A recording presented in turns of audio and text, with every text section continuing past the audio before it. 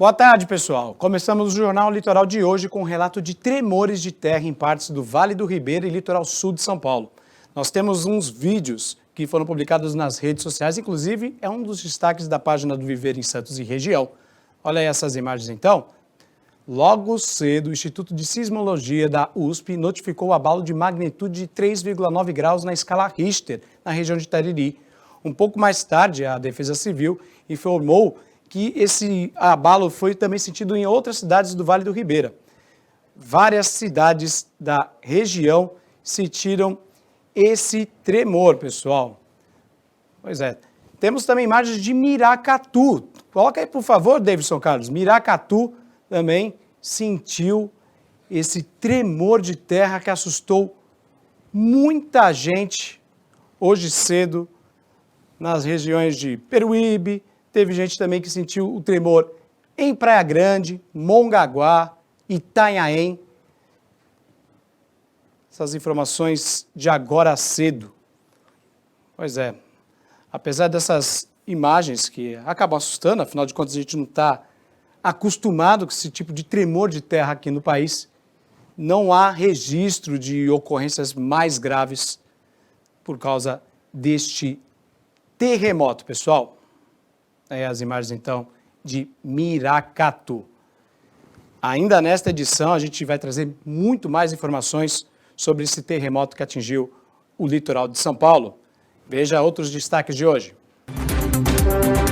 E ainda mais notícias sobre o terremoto que assustou moradores do litoral. Inscrições do Enem terminam hoje. Encontro na Associação Comercial de Santos promove debate para soluções do trânsito no Porto. Sexta-feira, 16 de junho, o JL começa agora.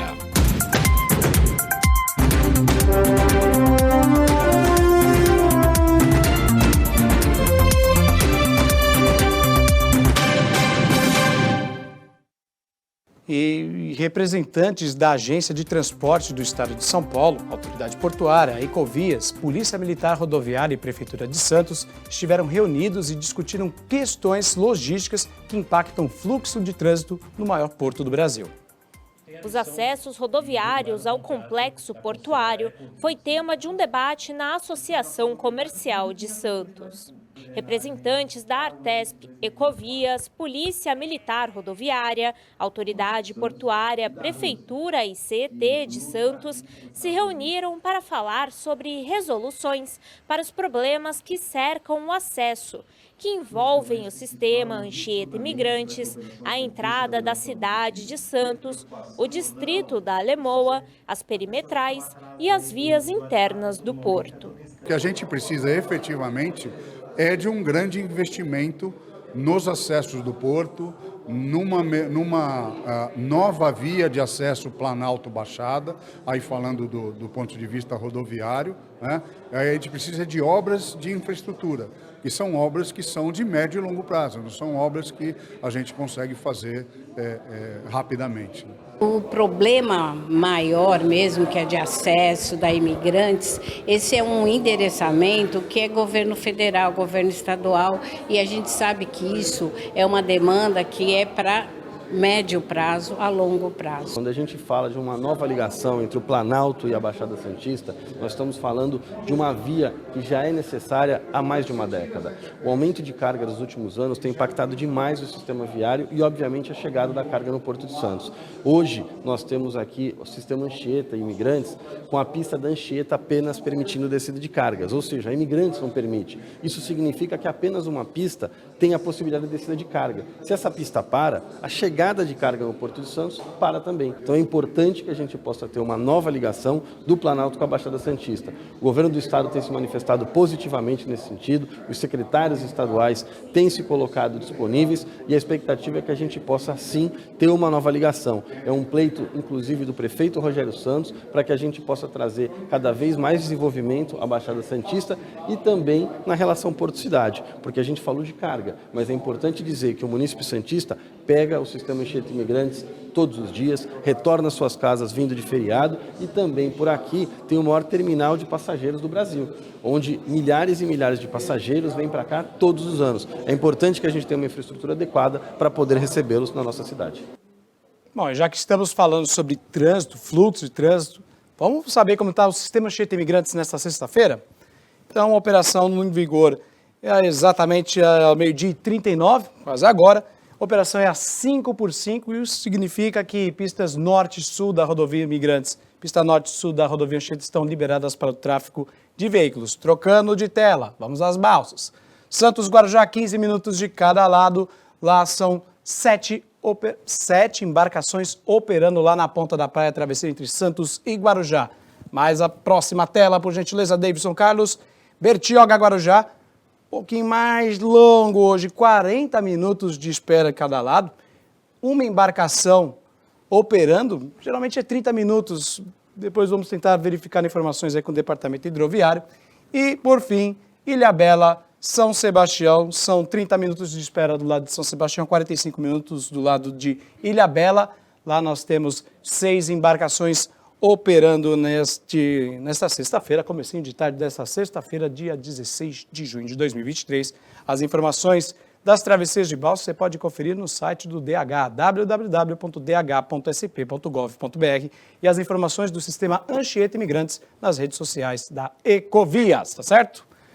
12h57. E hoje, pela manhã, houve o lançamento do Plano de Ações Preventivas Anticorrupção e assinatura do termo da Associação Comercial de Santos para a cooperação técnica no programa de participação direta nos resultados e na agenda dos Objetivos de Desenvolvimento Sustentável da Prefeitura de Santos. É muita informação, né? Mas o Valentim Cardoso foi lá e traz as informações para a gente agora. Oi, Valentim, boa tarde. É isso mesmo, Tiago. Boa tarde para você, boa tarde para todos que acompanham o Jornal Litoral. O prefeito Rogério Santos esteve aqui na sede da Associação Comercial da cidade de Santos para o lançamento do Plano Anticorrupção e também, como você mesmo disse, para a assinatura desse e de outros compromissos. Como é de costume aqui na Associação Comercial, o evento teve um bom número de pessoas presentes e, além da presença do prefeito, a cerimônia também contou com demais autoridades locais e integrantes da diretoria da própria Associação Comercial de Santos para acompanhar o evento. É com você, Tiago Dantas. Perfeito, esse foi Valentim Cardoso, diretamente da Associação Comercial de Santos. 12h59, está na hora de conferir as notícias do portal Costa Norte com o meu amigo Matheus Alves, que nos traz as informações sobre o terremoto registrado hoje cedo no litoral sul de São Paulo. Oi, Matheus, boa tarde. Boa tarde, Tiago. Boa tarde você de casa. Sejam muito bem-vindos, ao Destaques do Portal Costa Norte.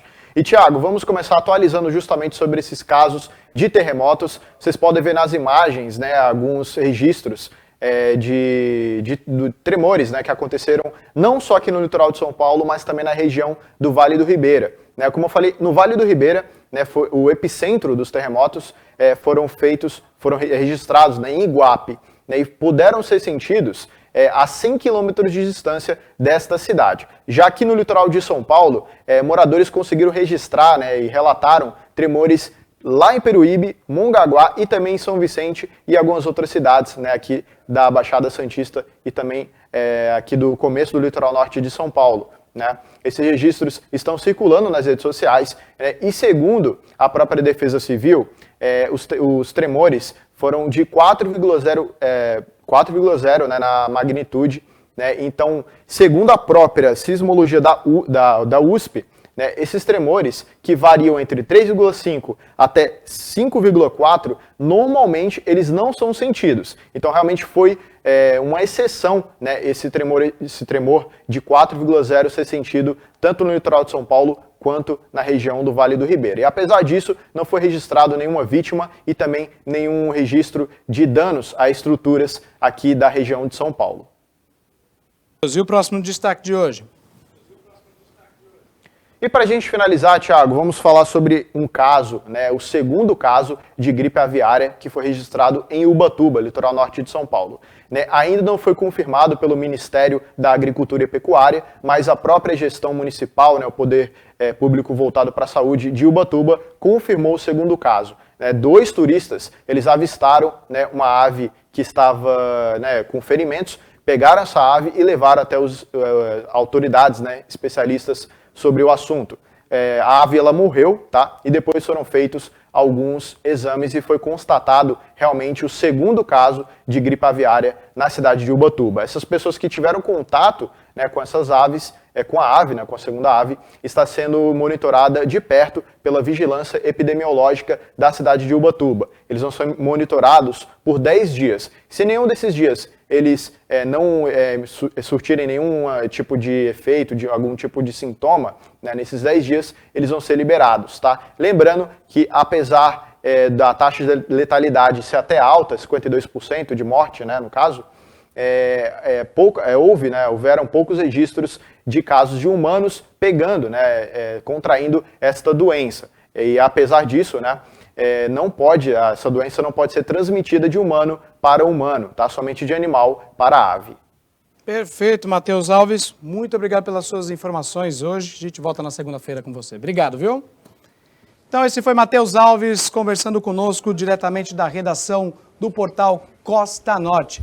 Pessoal, ele falou sobre o terremoto lá no Litoral Sul. Daqui a pouquinho a gente vai trazer mais informações desse abalo sísmico que atingiu partes do Vale do Ribeira e também do Litoral Sul de São Paulo. Fique conosco daqui a pouquinho, tá bom? 1h, 2 minutinhos. E você, empresário ou empresária, sabe a importância de um contador para os seus negócios? Os serviços prestados por esse profissional são fundamentais para o cotidiano de uma empresa. Para a gente entender um pouquinho melhor a função de um contador, eu recebo aqui na bancada do JL, José Daniel Alves. Tudo bom? Prazer recebê-lo aqui. Muito obrigado pela sua participação, de estar aqui conosco aqui na bancada do JL. Como é que eu posso te chamar? Zé Daniel, Zé Passos, como é que você prefere? Primeiro, prazer, Thiago, estar aqui no programa. Eu agradeço aí o convite, né? Pode me chamar de José Daniel, porque José Alves é o fundador da empresa, aí vai ter um conflito aí, né? É verdade. Mas ele é o responsável pela empresa. Perfeito. Zé Daniel, qual é o papel da contabilidade nas empresas e por que é importante para a sua gestão financeira? Olha, hoje o papel da contabilidade na empresa ele é fundamental. Por incrível que pareça, algumas empresas hoje não têm o controle contábil, né? É comum isso acontecer. Hoje a parte da contabilidade, a gente faz a intermediação entre o cliente, né, o empresário e o governo federal, né? Então, é fundamental que tenha ali um registro das informações, um controle da receita, um controle da despesa, né? E tá ali em conversa com a parte, com o relatório, com o gestor financeiro, é importante para que a gente receba essas informações de forma integrada e para que evite qualquer tipo de conflito nas informações. Então, hoje a contabilidade, se você tiver um registro muito bem feito, eu costumo falar que o contador ele não é um custo, se trabalhar direitinho na escrituração, se torna um investimento, porque ele consegue fazer com que você economize alguns encargos, tudo dentro da própria legislação. Então, tem esse conflito aí de informações, mas é importante deixar claro. Falando em informações contábeis, quais são as principais diferenças entre a contabilidade financeira e a contabilidade gerencial?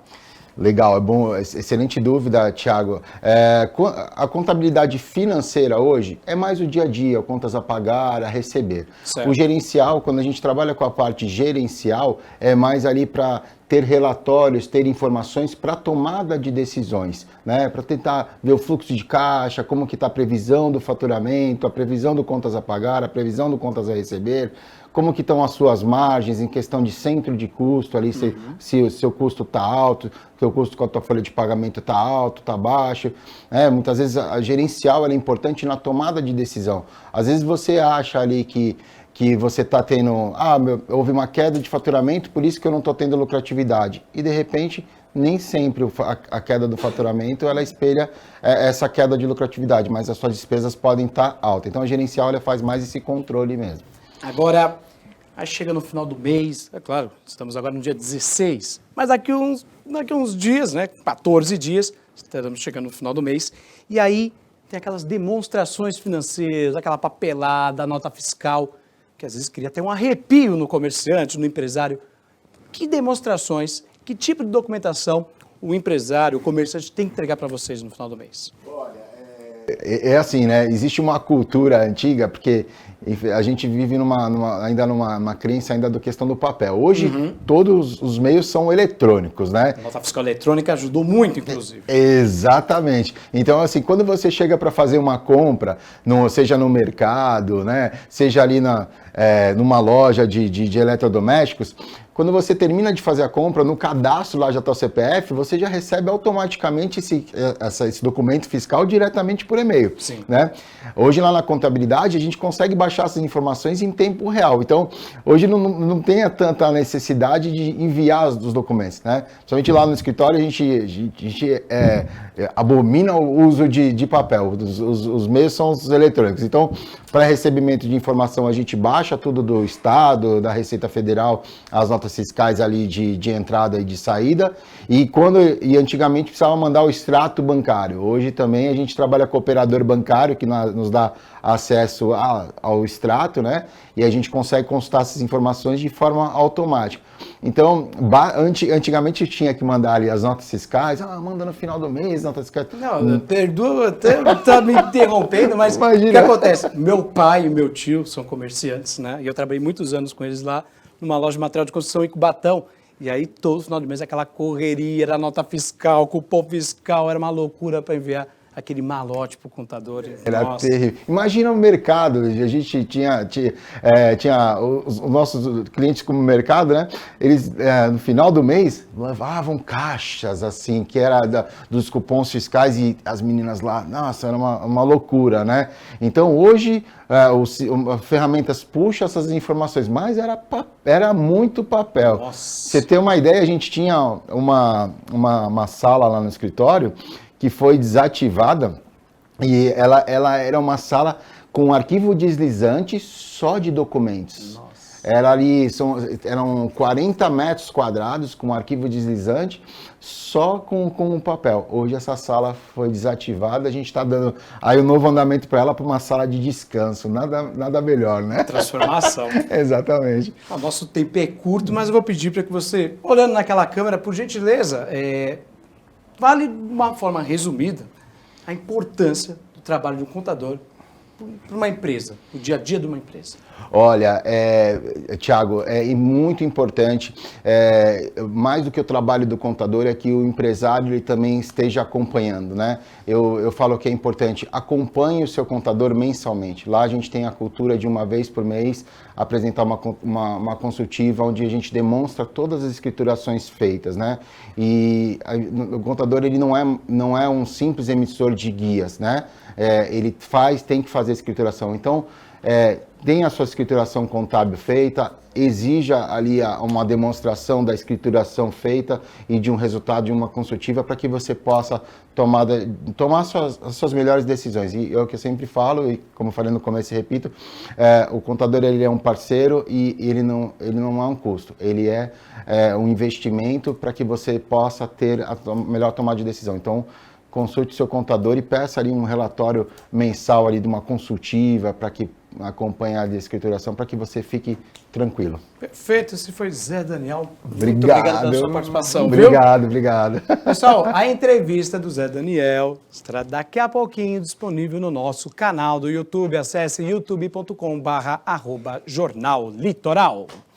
1h10, veja a seguir as informações das inscrições do Enem que terminam hoje. Atenção, estudante! E ainda as informações também do terremoto que atingiu o litoral sul e o Vale do Ribeira na manhã de hoje. Voltamos já.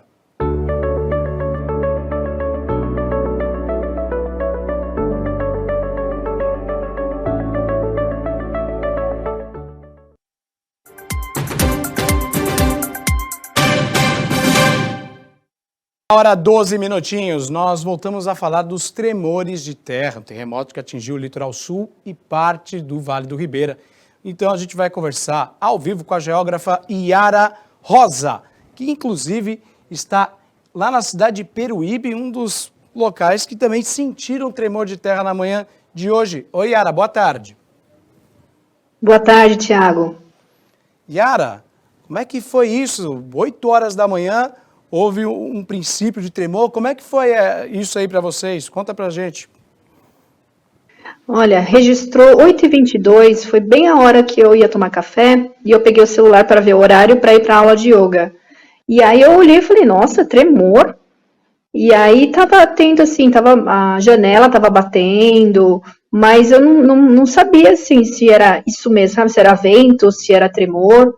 E aí todo mundo começou a contar que aí no caminho e aí no celular as pessoas começaram a mandar os registros de que estavam tendo tremores, sim, que as pessoas sentiram. Nas janelas, cachorro ficou assustado, no portal da Jureia, então teve vários registros de amigos aqui que perceberam esses tremores. Cara, você é geógrafa formada na USP. É comum terremotos no Brasil? Comum no sentido de ser frequente, não é. O que é comum é ter tremores na superfície da Terra. Acontece que aqui onde nós estamos, no Brasil, a gente está no meio de uma placa. Então, mesmo estando no meio da placa, a gente pode sentir tremores, não tão frequente como se fosse no Japão, por exemplo, no Chile. Mas é possível sim a gente sentir, tanto que tem uma rede que registra os sismos no Brasil. Cara, por que então existe essa diferença essa diferença de terremotos, vamos dizer assim, entre países como Japão, Brasil, todos eles têm tremores, isso é comum, estamos na crosta terrestre. Por que no Japão, por que algumas partes do Chile, por exemplo, a gente tem tremores de terra, terremotos muito mais fortes, e no Brasil não? A gente não tem tanto quanto no Japão, no Chile, porque a gente está no meio da placa. Mas a gente pode sentir pequenos tremores, que foi mais ou menos como esse que aconteceu na escala de 4. Então, mais do que isso, é muito difícil de ocorrer no Brasil. Mas nessa escala acabou sendo perceptível e é perceptível para as pessoas, sim. É que aqui no Brasil a gente só registra os sismos.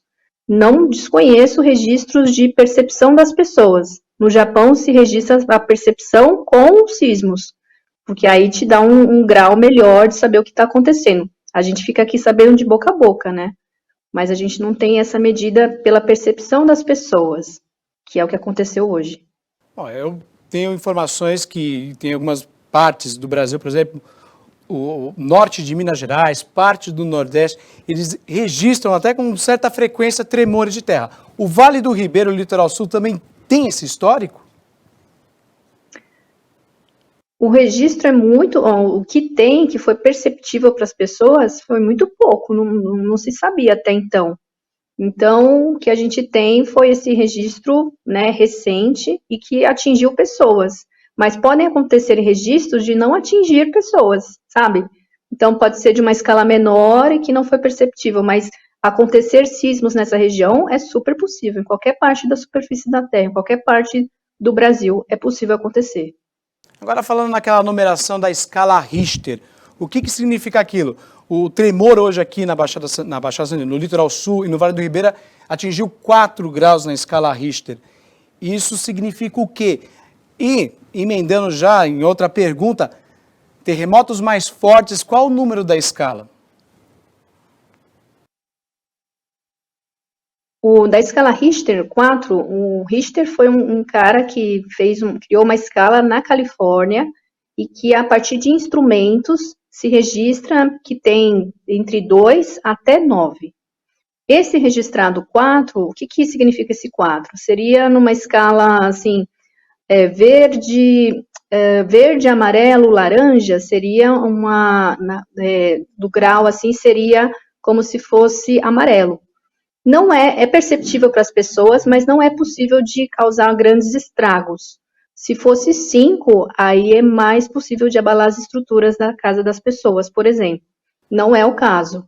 Então, mesmo numa casa de bambu lá na Jureia, foram 30 segundos que os moradores da casa sentiram, mas as estruturas se mantiveram, né, normais. Mas as coisas dentro da casa ficaram, mexeram, mas não a ponto de destruir a estrutura. Para a gente encerrar, existe algum risco de maremoto? Muito improvável, Thiago. No Brasil é muito, muito improvável. A gente está muito longe da borda de placa tectônica, que possibilitaria ter, né, esse fluxo de energia que pudesse causar ondas sísmicas e mover a água até atingir aqui. É muito improvável, para não dizer impossível. Yara, agradeço demais a sua participação hoje no Jornal Litoral. Yara Rosa, geógrafa formada na USP, está morando em Peruíbe, estava em Peruíbe hoje cedo durante esse terremoto, esse tremor de terra que atingiu a região. Yara, boa tarde, muito obrigado pela sua participação. Obrigada, Thiago. Pessoal, a entrevista com a Yara Rosa, geógrafa da USP, que está na cidade de Peruíbe, você pode rever daqui a pouquinho no nosso canal do YouTube, youtube.com/Jornal Litoral. Vamos seguir com o nosso telejornal? Seguindo, pessoal, tem flagrante de um assalto a um salão de beleza lá no Jardim Brasil, no Guarujá. O bandido estava vestido de coletor de lixo, pessoal. Esse vídeo foi publicado nas redes sociais da página do Viver em Santos. O criminoso entrou no salão com os trajes e anunciou o assalto, simulando estar armado. Ele ameaça a vítima que está com uma criança ao lado, pessoal. Olha que absurdo esse vídeo aí, então. O rapaz, né, esse bandido, na verdade, entrou nesse salão aí com uniforme, o pessoal que faz a retirada de lixo, e aí ameaçando todo mundo nesse salão de beleza na cidade do Guarujá. Quem souber alguma informação desse meliante pode denunciar a polícia através do telefone 181. Mais um registro aí publicado nas páginas do Viver em Santos e região. 1h20. Atenção, estudantes do ensino médio, terminam hoje às 23 horas, 59 minutos, 59 segundos, as inscrições para o Exame Nacional do Ensino Médio 2023. Atenção, estudantes! Hoje é o último dia para se inscrever no Exame Nacional do Ensino Médio de 2023, o Enem. Os interessados podem se cadastrar até às 23 horas e 59 minutos. Lembrando que é necessário pagar uma taxa de R$ 85. O valor pode ser pago por boleto, gerando na página do participante Pix, cartão de crédito, débito em conta corrente ou poupança. O prazo para pagamento é até o dia 21 deste mês. Eu acho que vestibular é um pouco disso, de você abrir mão de algumas coisas para ganhar outras no futuro. Então, aproveitar enquanto você tem tempo, mas ainda se dar um pouco de descanso, porque isso também colabora com o seu resultado no final, é sempre muito importante. Meu curso é da área de exatas, então estou tentando sempre estudar mais para essa área e também focar bastante na redação, que é uma coisa que conta bastante pontos. Minha rotina de estudos é feita basicamente por resolução de exercícios, sempre em entendimento de como a prova funciona e de o que ela vai me pedir no dia da aplicação. E os professores também dão aquele gás nas aulas, dando apoio educacional e até emocional aos alunos. Os alunos ficam mais empenhados, ficam ansiosos, principalmente os alunos de terceiro ano, porque o Enem é uma prova bem característica, tem bastante interpretação de texto, desenhos, gráficos, tabelas, então os alunos já desde o começo do ano já se preparam e já vão ali resolvendo as questões anteriores. Em sala de aula a gente já vai trazendo as provas, as questões, para eles se prepararem e chegarem prontos para a prova. As provas do Enem ocorrerão nos dias 5 e 12 de novembro, em todas as 27 unidades da federação. Boa sorte para quem vai participar. É isso aí. E o prêmio Top Destinos Turísticos chega à sua 5ª edição, consagrando o selo de reconhecimento aos municípios de regiões turísticas que investem e fazem do turismo um gerador de riqueza. E tem cidade na nossa região disputando o prêmio. Uma das premiações mais importantes do turismo nacional escolheu a cidade de Bertioga para ser uma das finalistas do Top Destinos Turísticos de 2023. O município foi eleito para concorrer na categoria de Top Região Turística Litoral Norte. Os campeões vão ser revelados ao público neste sábado, em uma cerimônia que vai ser feita em Jundiaí, interior de São Paulo. A eleição para definir os finalistas foi feita por voto popular e as opiniões dos moradores foram somadas à região que a cidade faz parte. O Circuito Litoral Norte de São Paulo é composto por 5 cidades, Bertioga, Caraguatatuba, Ilhabela, São Sebastião e Ubatuba. No ano passado, Bertioga conquistou o título de Top Região Turística Litoral Norte e ainda foi finalista na categoria de Turismo Náutico. E em 2021, a cidade conquistou o prêmio Top Destinos Turísticos na categoria de Ecoturismo. Além de Bertioga, outras cidades também representam o litoral paulista na competição. Santos concorre nas categorias de Turismo de Negócios e Eventos, além também de Cultural. Japeruíbe concorre na categoria de Turismo de Pesca. E Guarujá é uma das favoritas nas categorias de Turismo Náutico e Sol e Praia. O prêmio é realizado em conjunto com a Associação dos Dirigentes de Vendas e Marketing do Brasil e a Associação Mundial de Profissionais de Viagens e Turismo. Tá, então, o prêmio Top Destinos, cidades aqui da nossa região participando dessa premiação. Boa sorte para os municípios. 1h24. O assunto agora é a saúde bucal. Atualmente, muita gente está procurando o chamado lente de contato dental. Pois é, pessoal. Mas não é qualquer profissional que faz esse tipo de trabalho. Para esclarecer e alertar as pessoas interessadas em fazer o procedimento, eu recebo aqui no estúdio do JL o dentista Júlio Fernandes. Como vai? Prazer recebê-lo aqui no JL, na bancada. O prazer é meu, Thiago. Júlio, o que são lentes de contato dentais e como que elas funcionam? As lentes de contato dentais é um novo termo que se diz, né? Porque antigamente chamavam de facetas, de laminados cerâmicos. Ela é uma restauração que recobre toda a parte da frente do dente. Certo. E ela tem diversas qualidades, posso te explicar de diversas formas que ela consegue transformar o seu sorriso de uma maneira definitiva. Então, essa é mais uma questão estética ou tem um outro benefício, por exemplo? Não, ela também tem outros benefícios. Principal, as lentes de contato dentais, elas vieram para transformar o sorriso não a ver com a cor do dente, e sim para modificar tamanho, formato, cor. Mas com o passar do tempo, como ela é uma porcelana, um material nobre, então a gente consegue também modificar a cor. Mas ela serve para fechar diastemas, aqueles espaços que tem entre os dentes. Ela serve para tirar aquela mancha dos pacientes que já têm manchas que vêm desde criança por causa de um antibiótico, de uma tetraciclina. Então ela tem diversas qualidades, não só em estética. E quanto tempo dura esse processo de aplicação das lentes? As lentes, elas tendem a... Nós conseguimos fazer um tratamento em até uma semana. Uma semana? Se for corrido, porque eu tenho pacientes que acabam tendo pouco espaço na agenda, nós conseguimos em 2, 3 consultas começar e finalizar o caso. Então, em 7 dias, consegue transformar o sorriso dele. Bom, então, a pessoa colocou a lente e quais são os tipos de cuidados necessários que as pessoas têm que ter para manter essa lente corretamente no dente? Exato. Então, Thiago, os cuidados são iguais quando você não tem as lentes. Certo. Você tem que fazer uma limpeza periódica. Eu sempre passo para meus pacientes a cada 6 meses fazer uma radiografia panorâmica para ver se não há nenhuma infiltração, mas apenas a higienização bucal correta, com o uso do fio dental, com a escovação correta, sempre, principalmente após as alimentações, não vai haver nenhuma decorrência.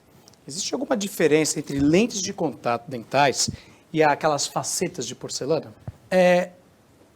Um pouco da diferença é um pouco no desgaste. As lentes As lentes de contato dentais, elas vieram, que elas são pequenas películas, né? Então elas são películas ultra finas, que são de 0,2 até 1 milímetro. Então nós não precisamos fazer um desgaste tão grande.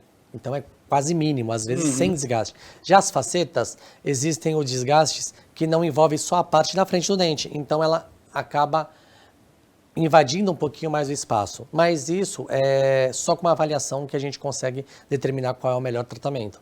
Agora, existe algum risco, existe alguma complicação associada ao uso das lentes? Existe sim, não é algo que você vai falar que não pode nada acontecer. Principalmente se o paciente começar uma higienização incorreta, né? Porque ela pode dar inflamação gengival, porque a gente vê diversos casos na internet que as pessoas falam, eu tirei as lentes e tinha cárie, mas você tem que visitar o seu dentista periodicamente, porque se você não manter uma higienização correta, vai haver alteração e vai haver problemas com certeza. Então a pessoa tem que manter a higiene bucal normalmente, independentemente de estar com... Exato, porque as lentes de contato são lâminas de porcelana que nunca mais vão escurecer os seus dentes, né? Certo. Ou seja, as pessoas podem ter o uso de alimentos com corantes,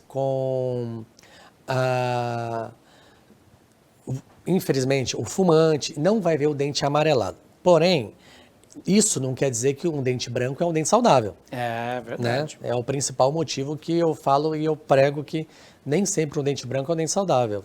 Tem que tratar a saúde gengival, tratar o resto todo que complementa o sorriso bonito.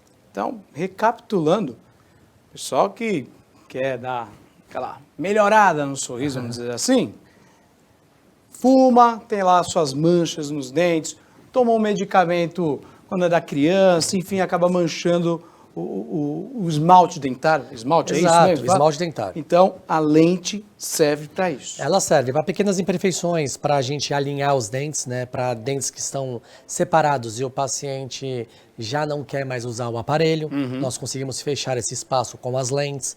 Nós conseguimos, se o dente for levemente apinhado, o que é? Aquele dente levemente torto, não completamente. Levemente torto, nós conseguimos também deixar os dentes alinhados com a lente. Então, as lentes, a função dela é mudar formato, tamanho e, hoje em dia, a cor de uma maneira definitiva. Então, ela há diversas qualidades. Perfeito. Júlio, nosso tempo é curto, mas eu também queria enfatizar que não é apenas um sorriso bonito, que quer dizer tudo, mas também cuidar da higiene bucal, né, pessoal? Isso é o principal, né? Por isso que quando eu bato na tecla que um dente branco não quer dizer que é um dente saudável, é porque a saúde bucal é em tudo, é na halitose, as pessoas já sentem um mau hálito, sentem uma gengiva sangrando. Não, isso tudo tem que ser um alerta para que cuide de tudo, não só do dente. É isso aí. Júlio Fernandes, recebemos com muito prazer aqui no nosso Jornal Litoral e a entrevista do Júlio, dentista Júlio Fernandes, daqui a pouquinho disponível no nosso canal no YouTube, youtube.com/Jornal Litoral. 1h30, tá passando rápido, pessoal. Veja a seguir as notícias do futebol com o meu amigo Murilo Tauro no quadro Tá na Área e muito mais. Fique conosco, a gente volta já.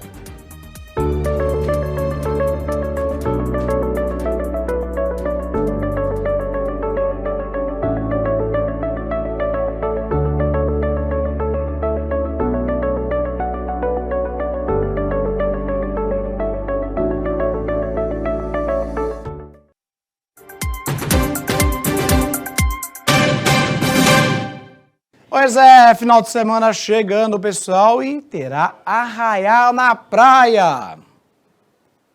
Está acontecendo em Guarujá, aqui no litoral de São Paulo, uma das festas mais tradicionais da região.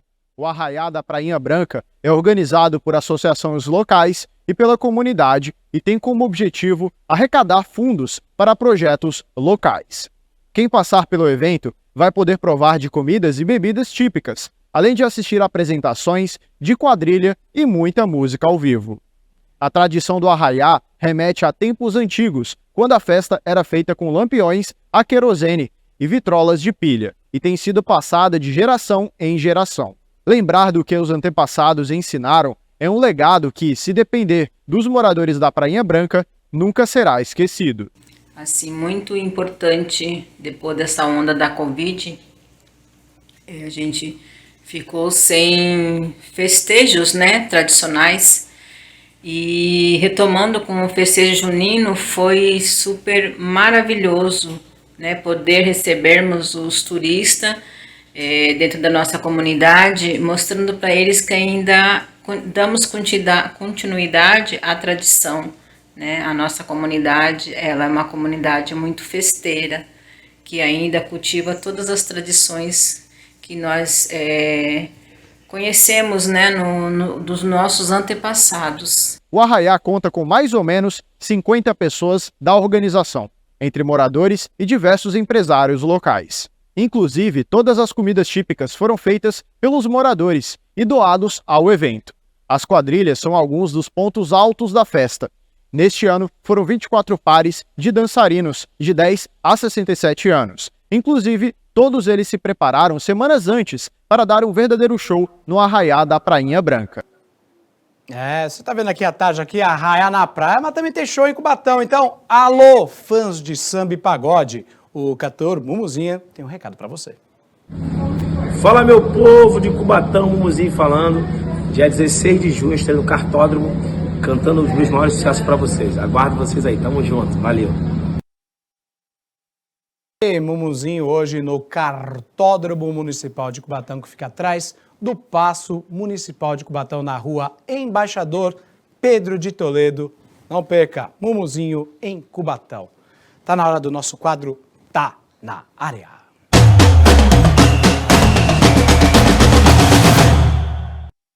E aí, para falar sobre futebol, nada melhor do que receber Murilo Tauro nesta bela tarde de sexta-feira. Tudo bem, Murilo? Estamos aqui, tudo tranquilo. O que nós temos no final de semana? Afinal de contas, não teremos Campeonato Brasileiro masculino, mas teremos feminino. Feminino, o Santos joga, inclusive, terminou a primeira fase do Campeonato Brasileiro feminino. O Santos terminou em quarto, Flamengo em quinto, portanto, jogam as quartas de final. Boa. Nesse final de semana, domingo, 4 da tarde, Santos e Flamengo, jogo de volta. Na outra semana, Flamengo e Santos, primeiro jogo, mando do Santos. Feminino que tá bem, Cristiane é a destaque junto com a Kathleen. Jogão. O Flamengo tem um bom time também. O Santos teve nas primeiras colocações, terminou em quarto, mas uma boa colocação, classificaram os oito primeiros. Quarto contra o quinto, Santos e Flamengo. Inclusive, você me falou nos bastidores, sim, que é o jogo da TV do Plim Plim. Lá, do Plim Plim. Exatamente, dando uma moral aí pro futebol feminino. Nossa, nunca teve tão em alta, né? Horário 4 da tarde de domingo. Domingo, 4 da tarde. Provavelmente só pra Baixada e Rio de Janeiro. Outras praças deve passar alguma outra coisa, um filme, não sei. Tô por fora da programação deles. Pois é, não, interessante, legal, que bacana. Não, é bom mesmo. Horário nobre, 4 da tarde, transmissão do futebol feminino, quartas de final, então. Não perca, Sereias da Vila Sim. contra o Mengão. Contra o Flamengo. Não, Copa do Mundo também, a partir das quartas, se eu não estou enganado, vai passar também na TV aberta. Tem mais espaço no futebol feminino hoje, sem dúvida nenhuma. Com certeza, bacana. Vamos falar de seleção brasileira amanhã. Temos Brasil e Sérvia, não, Brasil e Gana. E Gana, 16h30, na verdade, lá em Barcelona, não vai ser no Camp Nou, vai ser no estádio do Espanhol, que é o outro clube da Catalunha. O Brasil convocado sem nenhuma modificação, só não tem o Neymar, que está machucado, não pode jogar, mas a provável escalação não foge muito do que a gente conhece. Provável escalação do Ramon Menezes, né? O Brasil Menezes, técnico, sem treinador, mas eu tenho informação para dar aqui de treinador também. Opa! O Brasil deve ser Alisson, Danilo, Militão, Marquinhos e Ayrton Lucas, lateral esquerdo do Flamengo que está jogando muito. Casimiro, Joeliton, que foi uma das principais revelações aí do campeonato inglês. Certo. Ele já não é novo, mas jogou muito pelo Newcastle. E Paquetá. Vini Júnior, Rodrigo e Richarlison. Muitos nomes conhecidos da Copa do Mundo, né? Exatamente, eu ia falar base da Copa. Né? Base total da Copa do Mundo. O Ramon não fez grandes mudanças. Tem aí o Bruno Guimarães, que a gente está vendo na imagem. Tem o Pedro. O Malcom é uma novidade. Já foi convocado no ciclo do Tite. Volta agora com o Ramon. Mas é uma seleção cheia de incógnitas, porque o treinador não é o que vai ficar nesse ciclo até a Copa de 2026. Vou fazer uma pergunta cabulosa para ti. Diga. Ancelotti vem? Era isso que eu ia falar. O Brasil tem como plano A, B e C o Ancelotti. O Edinaldo Rodrigues, que é o presidente da CBF, quer o Ancelotti de qualquer maneira. Ele aceita, inclusive, dividir o cargo de treinador da seleção com o do Real Madrid. É que o contrato acho que vai até o final do ano, não é isso? No meio do ano que vem. No meio do ano que vem. Tem mais uma temporada. O Edinaldo já viajou, mas segue tratando dessa negociação com o Florentino Pérez, presidente do Real Madrid. Ele queria uma liberação do Ancelotti, que quer dirigir a seleção brasileira. O Real Madrid está reticente, mas para esse ano, talvez o Brasil faça os jogos só com o Ramon e em 24 assuma o Ancelotti. Mas existe a possibilidade também de, depois desses 2 jogos amistosos, o Brasil parar e só jogar no segundo semestre, já que a gente está em junho. Sim. 6 jogos, 3 datas FIFA, 2 jogos em cada um, com o Ancelotti. Só que ele dividindo, na data FIFA ele está pela seleção e nas datas comuns ele está pelo Real Madrid. É uma possibilidade que existe, assim como a de 2024. O Brasil quer de qualquer jeito, a CBF, na verdade, né, através do Edinaldo, contar com o Ancelotti. É uma convicção que a gente nunca viu na CBF, né? O cara quer o treinador escolhido e o Brasil está fazendo de tudo para ter o Ancelotti. Não tem plano B. Nesse momento é o Ancelotti e mais ninguém. O que o senhor acha dessa proposta? Eu acho que, cara, é um tabu, né? O Brasil nunca foi dirigido em Copa do Mundo por um estrangeiro. Exatamente. O Ancelotti é um dos melhores do mundo no dia a dia. O cargo de treinador da seleção é muito diferente porque não tem o dia a dia do clube. A cada 2 meses eles se reúnem e jogam. Não é um trabalho tão fácil quanto o do clube Essa é a grande dificuldade de ser diariamente. técnico da seleção. Exatamente. Grandes treinadores não deram certo. O Vanderlei Luxemburgo é um dos maiores da história do Brasil. Não deu certo na seleção brasileira. Talvez até por isso. Mas eu acho que é uma aposta válida. Aqui no Brasil não tem um treinador que a gente fale, pô, esse é o cara, vai dar certo. Ele está tentando um estrangeiro. Eu acho que como aposta é válida. Perfeito. Meu amigo Murilo Tauro, Thiagão, muito obrigado. É sempre um prazer recebê-lo aqui no Jornal Litoral. Toda Estarei a sabedoria sempre que precisar. do meu amigo Murilo Tauro, Valeu. jornalista esportivo. Todo dia, no Resenha Santista, pessoal, 10 da manhã aqui na tela da TV Cultura Litoral. Resenha Santista com meu amigo Murilo Tauro. E a participação do Murilo, você sabe, daqui a pouquinho no nosso canal no YouTube. Acesse youtube.com/Jornal Litoral. 1h41 minutinhos e no editorial desta semana, o jornalista Paulo Roberto Schiff fala a respeito das pessoas que andam fazendo a justiça com as próprias mãos.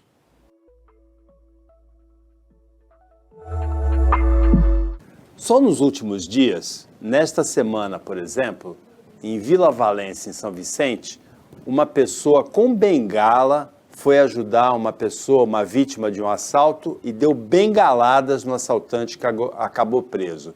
Em Praia Grande, no Oceã, um motorista que teve o óculos furtado jogou o carro, perseguiu e jogou o carro em cima dos assaltantes de motocicleta. Em Santos, na semana passada, no bairro da Lemoa, um caminhoneiro assaltado reagiu com um golpe do extintor de incêndio, matou o assaltante. Então, são pessoas reagindo a assaltos, colocando em risco a própria vida. O que isso traduz? Isso traduz o desespero da população em relação à situação de violência, à insegurança pública. O problema é só da Baixada? Lógico que não é. O problema é estadual, o problema é nacional. E ele traduz o quê?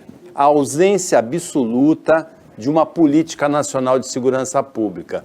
Nem com a visão da esquerda de que tem que melhorar, lógico que tem que melhorar a igualdade de oportunidades, a distribuição de rendas, o acesso à educação. Mas a gente não pode esperar isso para resolver a questão da violência. Nem com a visão da direita, a visão de soluções simplistas para problemas complexos, armar a população também não vai resolver o problema da violência. O que a gente precisa é de uma política nacional de segurança pública. Passou da hora de ter essa política. Nos últimos pouco mais de 30 anos, passou o Collor pela presidência, o Itamar, Fernando Henrique, Lula, a Dilma, o Temer, o Bolsonaro. Nenhum deles escreveu uma linha de uma política nacional de segurança pública. E é exatamente disso que a gente precisa.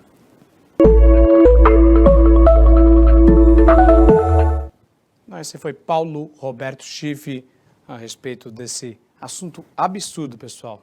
Absurdo, ficar reagindo, isso não é válido. 1h43 minutos. Pessoal, eu vou repetir novamente as imagens do terremoto de hoje cedo no litoral sul de São Paulo, região do Vale do Ribeira. Essas imagens aí que foram publicadas em diversas redes sociais, inclusive na página do Viver em Santos. Nós fizemos uma entrevista com a geógrafa Iara Rosa da Silva Bustos, que inclusive estava lá na região, na cidade de Peruíbe, e nos passou algumas informações, inclusive informando que esse grau na escala Richter, 4 graus na escala Richter, ele representa vamos dizer, um estado de atenção, tá? Acima de 5, sim, seria algo até muito perigoso aqui para o nosso país, afinal de contas, abalos sísmicos acontecem em qualquer parte do mundo, mas por a gente estar numa base de placas instáveis, então a gente sente o tremor de uma forma bem menor. Mas se ela atingisse 5 graus, poderia representar muito perigo aqui no Brasil.